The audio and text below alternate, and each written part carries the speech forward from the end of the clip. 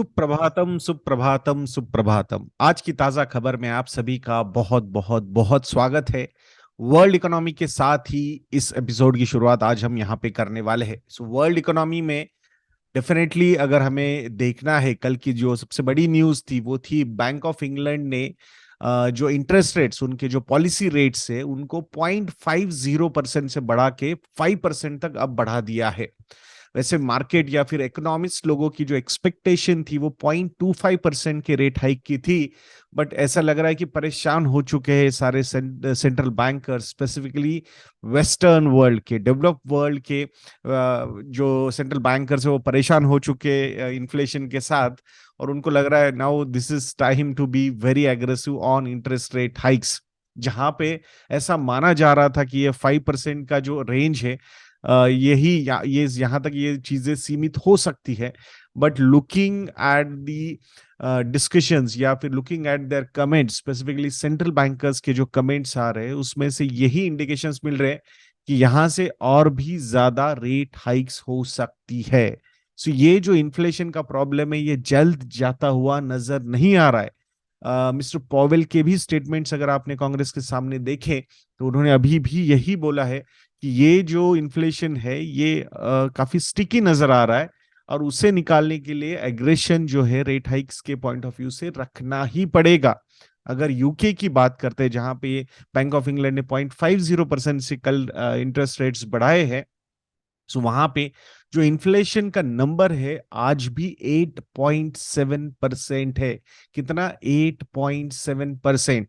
So I think ये जो सारे फैक्टर्स अगर आप देखोगे, मतलब रियल रेट ऑफ रिटर्न की अगर हम बात करते हैं सिंपल, अगर 5% और 8.7%, -3.7% का रियल रेट ऑफ रिटर्न है डेट सिक्योरिटीज पे। So I think this is not going to help the economy, और यही सबसे बड़ा तकलीफ उनको लग रहा है। और इसीलिए 2008 के बाद सबसे ज्यादा इंटरेस्ट रेट नजर आ रहे हैं 15 ईयर हाई लेवल पे। बैंक ऑफ इंग्लैंड ने अपने पॉलिसी रेट्स को वो लेके गए हैं। It is at 5% and still inflation is not under control, it is quite sticky. जो टिपिकल फूड पे या फिर एनर्जी बिल पे जो इन्फ्लेशन है वो कहीं ना कहीं थोड़ा बहुत कंट्रोल में लग रहा है, but other factors specifically services related जो इन्फ्लेशन है that is not going to go down so fast, और ये स्टिकी रह सकता है। और इसीलिए जो predictions European Union and United Kingdom से आ रहे हैं regarding interest rate cuts, I think it is still journey of around 2.5 years from now. तब तक ये जो सिनारियो है ये ऐसा ही रहेगा। और भी 3-4 रेट हाइक शायद हो सकते हैं इधर अपने यूरोपियन यूनियन एंड यूके में। होपफुली यूएस में एक हाथ दो रेट हाइक्स के बाद things should get normalised, but still they will take their sweet time. But Europe का तो हालत जो है वो बहुत ज्यादा खराब यहाँ पे नजर आ रहा है।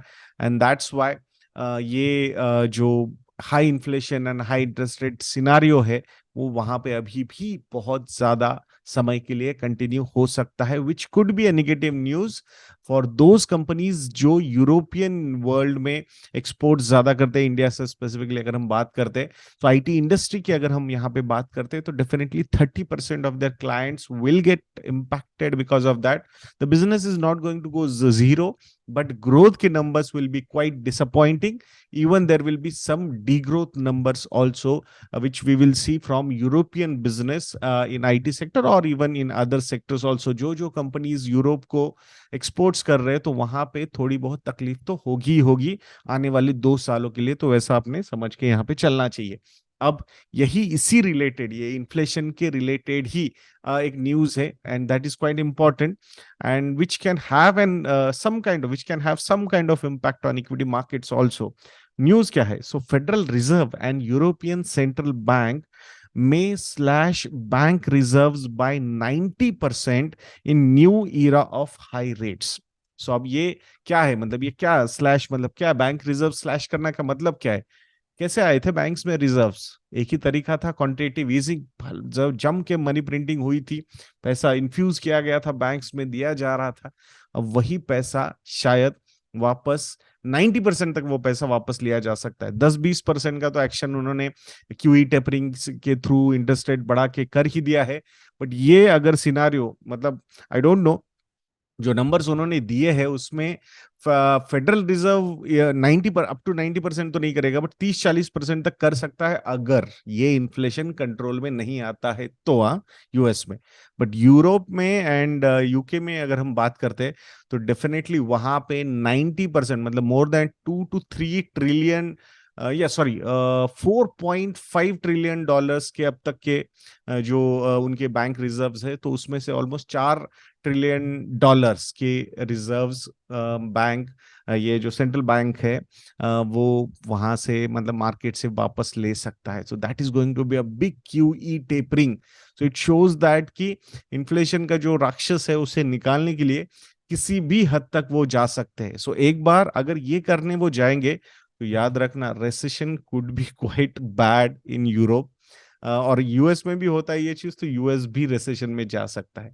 वैसे ही ये जब मिस्टर पॉवेल ने रेट हाइक की बातें की है, उसके बाद जो प्रेडिक्शंस आ रहे हैं वो रिसेशन के ही आ रहे हैं। सो देखते हैं, तो ये सारी चीजें होगी तो उसका इम्पैक्ट हर एक इकोनॉमी पे होगा। ऐसा बिल्कुल मत समझिएगा कि इंडियन इकोनॉमी पे उसका इम्पैक्ट नहीं होगा। We will not go into any kind of recession, but जो एक्सपेक्टेशंस हमारे ज्यादा है वो कहीं ना कहीं थोड़े से टेपर डाउन तो करने ही होंगे। एग्जाम्पल के तौर पे, अगर हम 6% की जीडीपी ग्रोथ रेट एक्सपेक्ट कर रहे थे, then we will have to expect a growth rate of 4 to 5%, in between 4 to 5%।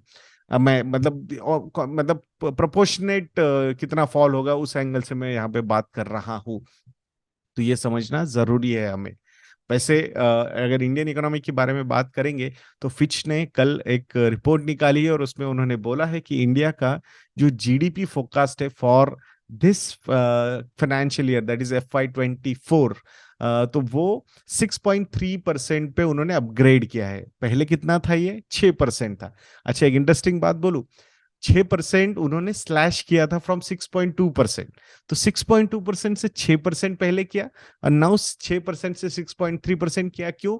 क्योंकि Q4 FY23 के जो जीडीपी के नंबर्स आए हैं, जो मोर देन 6% आए हैं, तो वो काफी पॉजिटिवली सरप्राइज हुआ है। Everybody is so positively surprise because of that.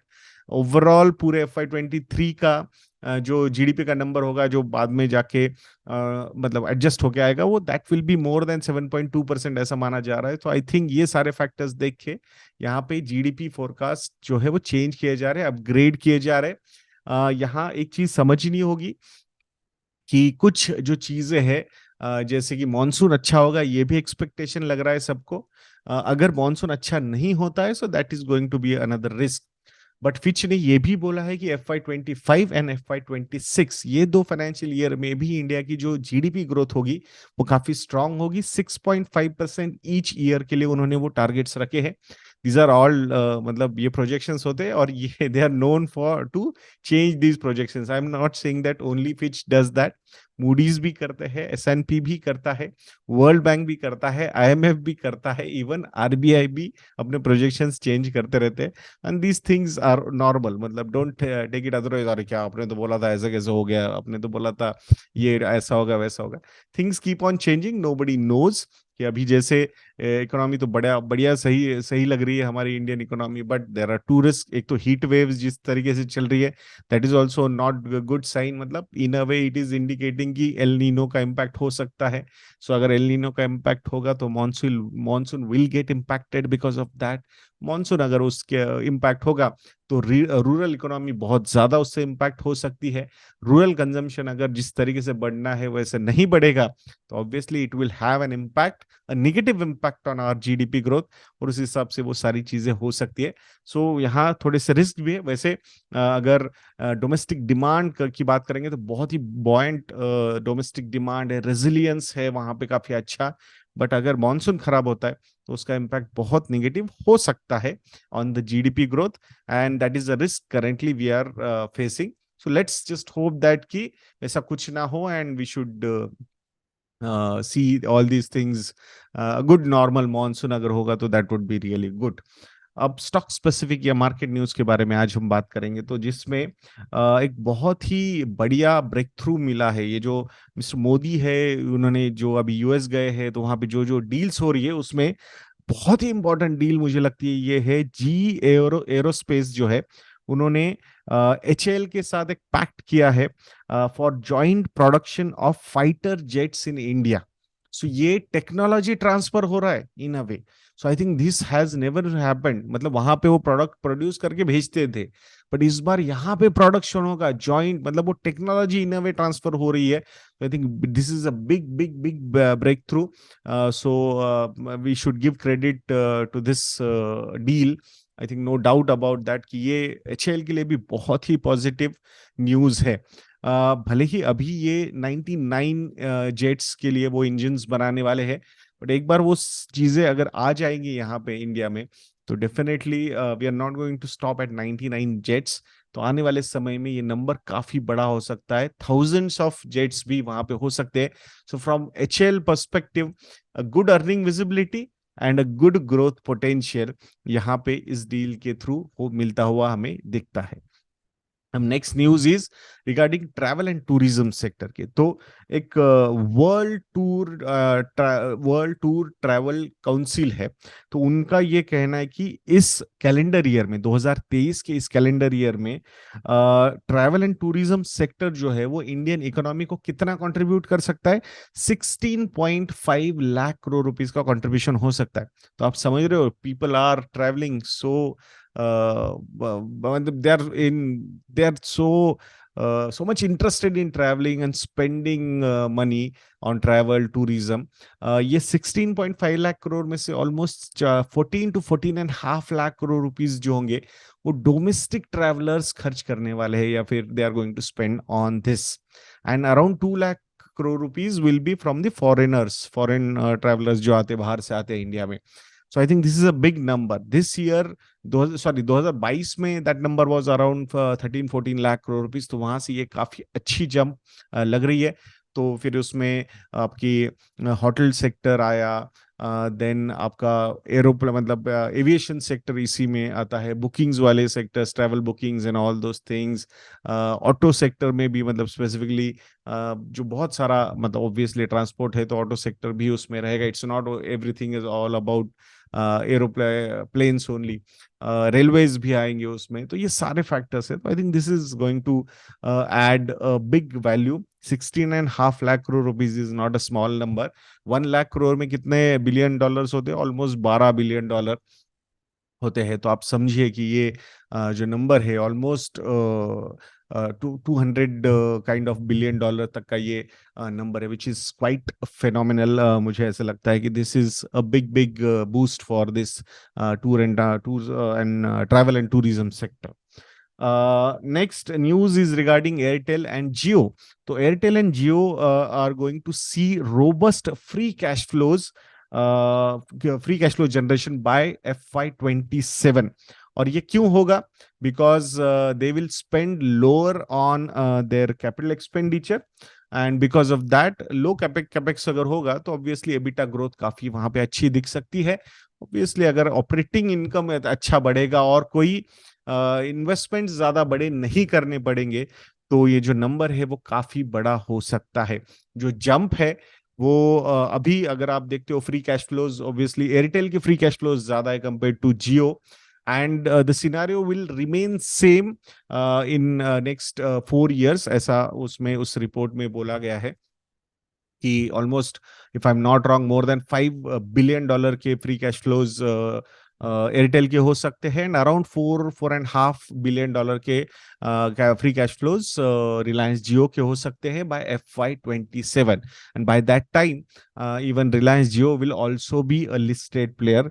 सो देखते हैं। आई थिंक जिस तरीके की इन्वेस्टमेंट उनको करनी थी, आई थिंक हो चुकी है वो बड़ी investment.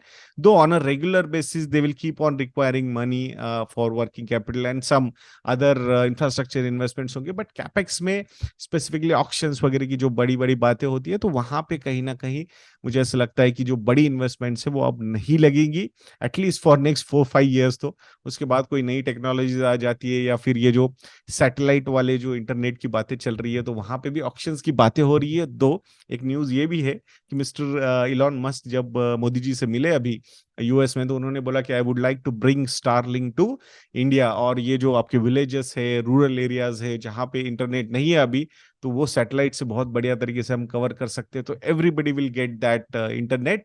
Only condition is that कि ऑक्शन मत करवाइए, इसको बांट दीजिए ना सब में। अब मिस्टर जो इलॉन मस्क है वो तो मतलब उस एंगल से देख रहे कि ये तो नेचुरल रिसोर्स है, इसको क्यों आप मतलब इसमें क्यों ऑक्शन ऑक्शन करवा रहे हो। बट यहाँ पे मोटा भाई जो है वो बोल रहे नहीं नहीं ऐसा कैसे होगा सर, ऑक्शन तो होना चाहिए, इंडिया में है तो ऑक्शन तो होना चाहिए। तो अगर ऑक्शन होगा तो डेफिनेटली मतलब फ्री में बांटे जाएंगे, तो वहाँ बहुत बढ़िया मारामारी हो सकती है रेट्स पे। एंड ऑलरेडी जो सेक्टर इतने बड़े पेन से जा चुका है, कंसोलिडेशन हो चुका है ऑलरेडी, हमने बहुत ज्यादा अफोर्डेबल बनाया हुआ है टेलीकॉम सर्विसेज को। तो from that point of view I think ये fight world's richest person versus Asia's wealthiest person में चल रही है। आई स्ट्रांगली फील दैट कि मोटा भाई को हराना इंडिया में मुश्किल होगा इस केस में। एंड ऑक्शन वगैरह, we are in need of money, मतलब अगर गवर्नमेंट को इंफ्रास्ट्रक्चर स्पेंडिंग वगैरह करनी है, तो I seriously doubt that they are going to have they are not going to have any auction. मुझे लगता है ऑक्शन होगा एंड उसी तरीके से ये सारी चीजें चलेगी। एनीवेज आई थिंक इंडिया में compare to western world, I think internet जो सर्विसेज है वो काफी मतलब प्राइसिंग जो है वो काफी कम है। तो फ्रॉम दैट पर अब हाँ यहाँ पे आर्ग्यू कर सकते हो आपकी क्वालिटी ऑफ नेटवर्क वगैरह, स्पीड, उसकी बातें होती है, but I think things are improving. So on that line things are happening. So I don't think इतना कुछ ऐसा इतना बहुत बड़ा प्रॉब्लम तो नहीं है। दो मतलब कंप्लेन करने वाले करते रहेंगे, but it's okay. I think what we have seen after 2016 specifically Jio के लॉन्च के बाद, आई थिंक ये एक इन्फ्लेक्शन पॉइंट रहा है जिस पे आप ये वीडियो देख रहे हो यूट्यूब पे। यू ऑल्सो नो दैट कि कैसे कंजम्पशन बढ़ा है इसका after Jio's launch. So definitely I think we should look forward for that internet also satellite based, but वो विदाउट ऑप्शन होगा ऐसा मुझे लगता नहीं है। अब रिलायंस की ही अगर बात कर रहे हैं तो और भी एक बात करते हैं, रिलायंस रिटेल की बात करते हैं। कंज्यूमर प्रोडक्ट्स में काफी एग्रेसिव प्लान्स रिलायंस रिटेल के चल रहे हैं। इंडिपेंडेंस ये जो ब्रांड है ऑलरेडी उन्होंने गुजरात में लॉन्च किया था एंड वहां पे अच्छा ट्रैक्शन आ रहा है। And now they are heading towards north also, तो नॉर्थ में भी वो उसको एग्रेसिवली लॉन्च करने का प्लान कर रहे हैं। एंड रिलायंस का जो एग्रेसिव प्लान होता है वो पूरा का पूरा प्राइसिंग पे होता है। So compare to the competitors they are launching the products at 30 to 35% discount. So obviously market disrupt करने वाले हैं, डीप पॉकेट वाली ये कंपनी है, पैसों की कोई कमी नहीं है, फ्री कैश फ्लोज भी बहुत ज्यादा है। एक ऐसा बिजनेस है इनके पास ऑयल टू केमिकल का कि जहां से पैसा मतलब जबरदस्त तरीके से बाहर आता है। And now they have taken care of the profitability angle also on Jio हो या फिर रिटेल हो। अब ग्रीन एनर्जी का थोड़ा टाइम लगेगा, but I think that will also be another net एक स्ट्रीम होगी जहां से पैसा मतलब इनिशियली तो पैसा लगेगा, काफी बड़ी इन्वेस्टमेंट लगने वाली है, बट आई थिंक वो भी होपफुली आने वाले समय में कैश फ्लो जनरेटिंग कंपनी बन जाएगी। So let's see. So aggression जो है जब आपके पास बहुत सारा लिक्विडिटी है, फ्री कैश फ्लोज है, तो you can be aggressive. So they are heading in right direction ऐसा लगता है यहाँ पे। सो कैसा लगा आज का एपिसोड है कमेंट सेक्शन में लिखना बिल्कुल मत भूलिएगा दोस्तों। And if you feel that we are doing a good job, if you feel that, तो आप हमारी वेबसाइट investindia.in को विजिट करके हमारे रिसर्च प्रोडक्ट्स भी सब्सक्राइब कर सकते हो। investindia.in को विजिट कीजिए एंड हमारे मॉडल पोर्टफोलियोज हो, स्टॉकोमीटर हो या फिर फंडोमीटर हो, इसको आप सब्सक्राइब कर सकते हो। अगर आपको कुछ हेल्प चाहिए in portfolio management, investment advisory, financial planning, investment planning और investment execution, you can contact our relationship cell. Contact details are available on our website investednya.in. आशा करूंगा आप जरूर हमें कांटेक्ट करोगे। तो ऐसे वीडियोस के लिए चैनल पे बने रहिए, वीडियो को लाइक करना, शेयर करना और चैनल को सब्सक्राइब करना बिल्कुल मत भूलना। नेक्स्ट वीडियो में मिलते हैं। जय हिंद।